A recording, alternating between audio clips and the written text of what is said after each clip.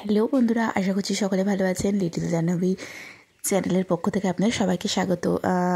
দেখুন, আজকে আমি নতুন একটা ডিশ রান্না করছি। জানু খাবে ভেজ, পুরো পেঁয়াজ রসুন কিছু থাকবে না ওতে। ব্রোকলি নিয়ে নিয়েছি, মাশরুম, টমেটো আর আদা কুচিয়ে নিয়েছি। আর দেখুন, মাশরুম কাটা হচ্ছে, এখনও কাটা শেষ হয়নি। আর দেখো, পুরো গোটা একটা ব্রোকলি আমি কেটে নিয়েছি আর ছাড়িয়ে নিয়েছি কয়েকটা মটরশুঁটি। তার মধ্যে থেকে জানু অর্ধেক খেয়ে নিয়েছে। আর দেখুন, গরম তেলে দিয়ে দিয়েছি মাশরুম। আর মাশরুমটা ভালো করে কড়া করে ভেজে নেবো।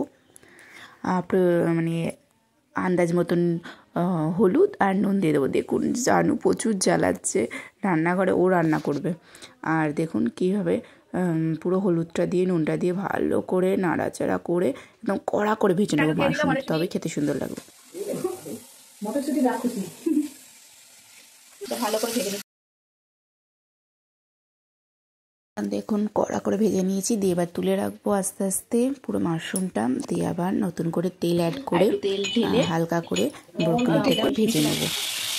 হালকা করে ভাজবো, বেশি ভাজবো না, কেন বেশি করে ব্রোকলি ভাজলে একটু তেতো ভাব চলে আসে। হালকা করে জাস্ট এপিট এপিট করে যা হোক হালকা সটে টাইপের করে একটু হলুদ অ্যাড করে নিলাম, নুন দিয়ে দিলাম। আর যে টমেটোর আর আদা যেটা কেটেছিলাম সেটা পেস্ট বানিয়ে নিয়েছি। এবার এটা হয়ে গেলে দেখুন জানো কীভাবে দুষ্টু করছে।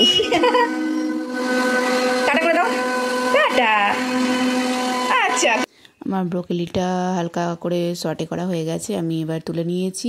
এবার গরম তেলে আবার তেল অ্যাড করেছি, দিয়ে জিরে দিয়ে দিয়েছি, লঙ্কা, শুকনো লঙ্কা দিয়েছি। আর এবার যে পেস্টটা করে রেখেছি সেইটা ভালো করে কষিয়ে নেব। পেস্টটা হচ্ছে টমেটোর আর আদার যে পেস্টটা আমি আলাদা করে কাটা ছিল সেটা ভালো করে পেস্ট করে নিয়েছি। দিয়ে এবার ওর ভেতরে ব্রোকলিটা দিয়ে ভালো করে কষিয়ে নেব। দেখুন, পুরো মশলাটা লেগে গেছে। এবার আমি অ্যাড করে দিচ্ছি মটরশুঁটি আর মাশরুম।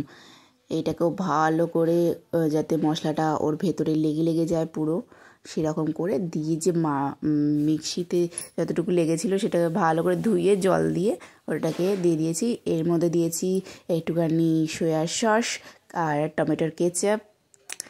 আর খুব সুন্দর একটা স্মেল আসছিলো, খুব সুন্দর খেতে হয়েছিল। দেখুন, আর কালারটাও পুরো আলাদা হয়ে যাচ্ছে, খুব সুন্দর লাগবে খেতে। আপনারাও বাড়িতে ট্রাই করবেন, আর ভালো লাগলে প্লিজ সাবস্ক্রাইব করবেন আমাদের চ্যানেলটাকে, আর একটু সাপোর্ট করবেন আমাদের চ্যানেলটা। দেখুন, পুরো একদম কমপ্লিট আমাদের খুব সিম্পল রান্না। আমি ওপর থেকে ধনেপাতা দিয়ে দিয়েছি। আমার যেহেতু রান্না কমপ্লিট, আমি একটা বাটিতে তুলে রাখবো। দেখুন, গরম গরম ধোঁয়া ছাড়ছে পুরো একদম। এই গরম গরম শীতকালে ভাতের সাথে, গরম ভাতের সাথে খেতে অপূর্ব লাগে। গরম ভাতের সাথে মাশরুম আর ব্রোকলির তরকারি, চিলি আর ব্রোকলি খাবার রেডি হয়ে গেছে। বেগুন ভাজা, এটা পুরো শাক, আলু আর ইয়ের তরকারি, ফুলকপি, আর এখান থেকে এই